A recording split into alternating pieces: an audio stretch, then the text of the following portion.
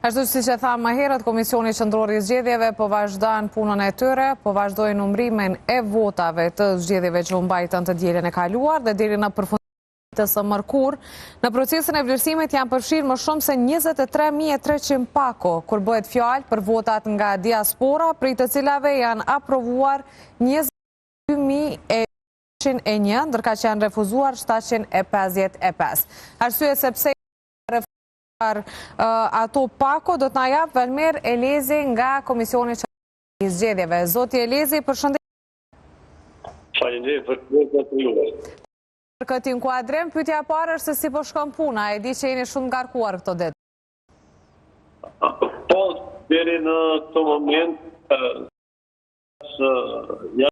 mirë se e përket procesit të numërimit të votave të kandidatëve për deputet dhe njëkohësisht verifikimit të rezultateve të subjekteve politike nga formulare që janë plotësuar në vendvotime të dielën në mbrëmje.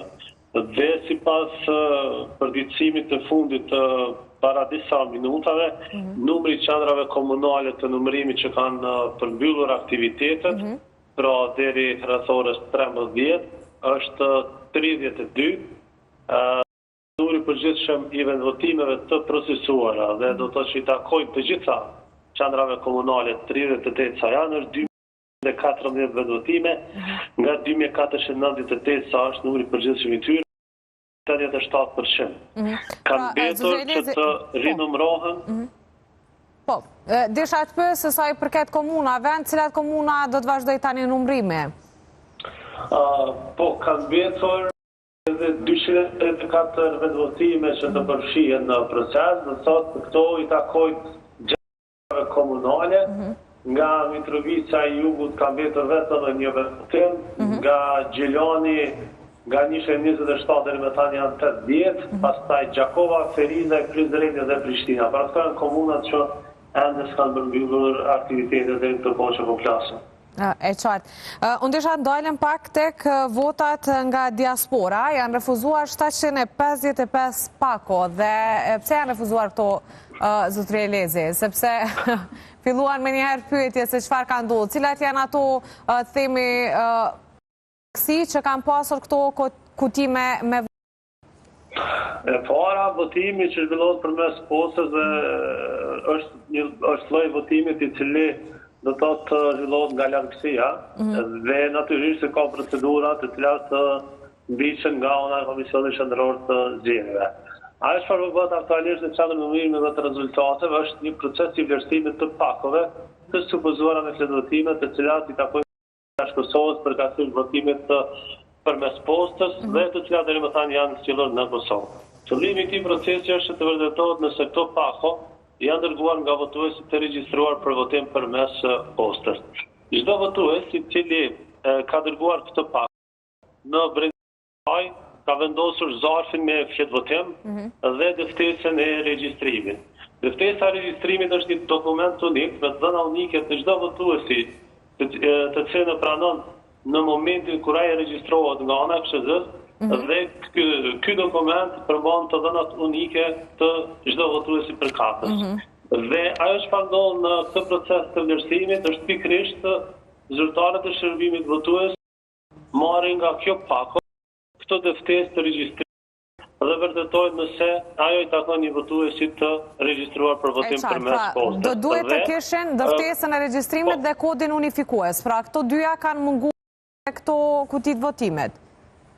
Nga 23.300 pakos, të cilat janë vlerësuar deri në mbarim të ditës së mërkurë, aprovuar pjesa dërmuese të tyre 22.601, ndërka që janë refuzuar 755.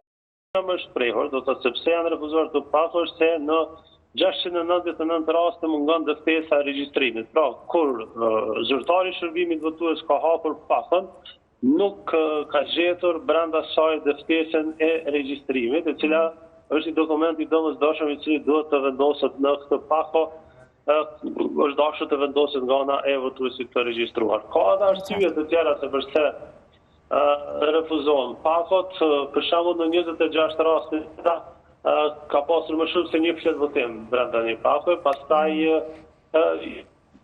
mungon është vetëm dëftesa e regjistrimit, por nuk ka fletvotim. Kjo është shprehur në 11 raste, por rasti kryesor dhe më i shprehur është ai që mungon dëftesa e regjistrimit, dokumentin të cilin votuesi i regjistruar e ka pranuar kur është regjistruar nga ana e këshillës. E qartë, edhe unë falenderoj për sqarimin, sepse pati shumë pikpyetje nga qytetarë nga diaspora, cilët po pyesnin se nëse njëra prej atyre që është refuzuar mund të ishte vota e tyre. Dhe zotëri Elezi, nuk e di sa i lejohet, po besoj që janë... Për ta shpjeguar të lutem nëse mundem. Po, patjetër.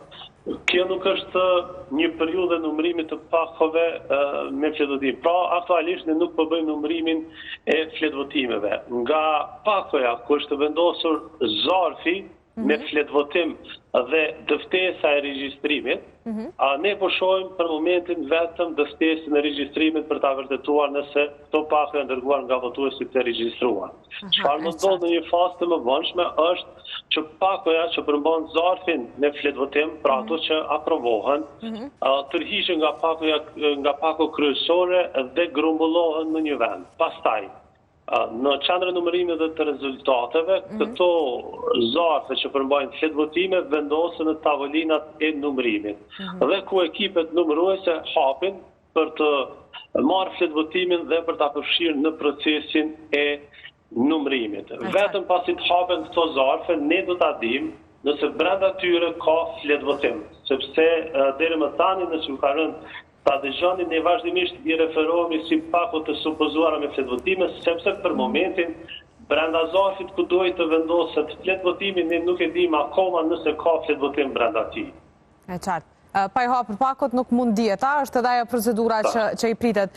Pyetja ime ishte për votat e diasporës, nuk e di sa ju lejohet ta thoni këtu, por edhe janë themi kështu të gjitha publike edhe tek faqja e Komisionit Qendror të Zgjedhjeve. Për kë po voton më shumë diaspora? Nëse e shikojmë me përqindje, për cilin subjekt politik më shumë kanë votuar deri tani nga ato që janë numëruar? Deri në këto momente, procesi ka të bëjë vetëm me vlerësimin e pakove të supozuara me fletvotimet. Pra ende nuk kemi zhvilluar ndonjë ndërmjet. Gjatë pasdites së sotme, në orën 16, në qendrën e numërimit dhe të rezultateve, do të fillojmë me numërimin e votave nga jashtë Kosovës që i takojnë një lloj tjetër të votimit, i cili është zhvilluar fizikisht në përfaqësitë diplomatike të Kosovës.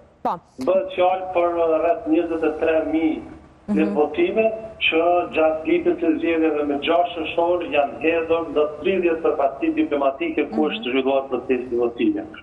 Dhe dikon rreth mbrëmjes, pasi përfundon numërimi ndonjë kutie të votimit, atëherë sigurisht se rezultatet do të përditësohen në webfaqen në platformën e rezultateve dhe pastaj mund bëni vlerësimet tuaja në bazë të atyre rezultateve, por KSH si zakonisht nuk komenton rezultatet. E dim, prandaj thash nuk e di sa ju lejohet. Zotëri Elezi, unë ju falenderoj shumë që gjithmonë jeni shumë korrekt me këto raportimet e juaja dhe ju përgëzoj për punën që keni bërë në këto zgjedhja. Besoj që nuk ka pas ndonjë parregullsi, deri tani nuk është raportuar për diçka që ka pasur të parregullt dhe ndoshta edhe mund të na japësh përgjigje me që ju kemi. Jo, në bazë e para do të ndojmë procesin në 2 pjesë kryesore, po besoj ditët e zgjedhjeve, të cilat kanë qenë me 6 dhe 7 qershor, brenda dhe jashtë vendit, sipas raportimeve që kemi pranuar gjatë gjithë ditës nga trupat zgjedhore në terren, proceset zgjedhore janë zhvilluar pa ndonjë problem, ka shkuar gjithçka mirë. Pastaj pjesa tjetër e procesit zgjedhor zhvendoset në qendrat komunale të numërimit, në 38 sash, pra nga një për çdo komunë, edhe në qendrën e numërimit dhe të rezultateve. Deri në këtë kohë që po flasim, në bazë dinamikës së aktiviteteve që janë zhvilluar, nuk ka pasur ndonjë problem të raportuar në këto qendra komunale. Edhe evidentimi i tyre i rezultateve në platformën e rezultateve ka shkuar mirë, ndërkaq sa i përket anës tjetër të ecurisë në këto qendra, ne nuk kemi pranuar ndonjë raportim për ndonjë problem i cili është evidentuar gjatë kësaj kohe.